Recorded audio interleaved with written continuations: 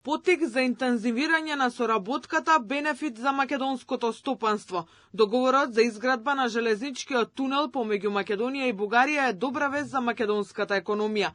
Освен стратешки, овој капитален проект има и огромно значење за домашните компании, пред се градежни, кои ќе може да бидат дел од неговата реализација. Стопанствениците очекуваат бенефит за локалните економии, но и нова точка на мапата за бизниси.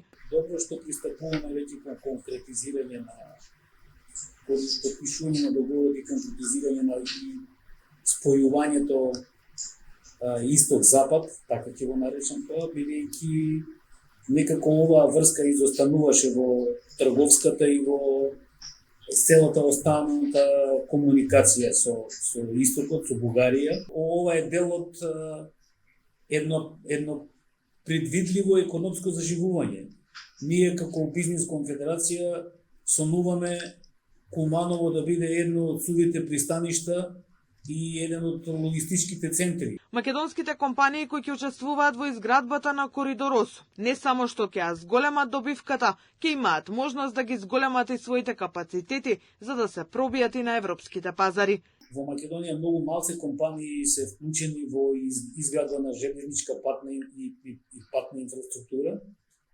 И ова ќе биде дополнителна добивка и за учење, за зголемување на капацитетите и стегнување на знаење да се настапува на други пазари.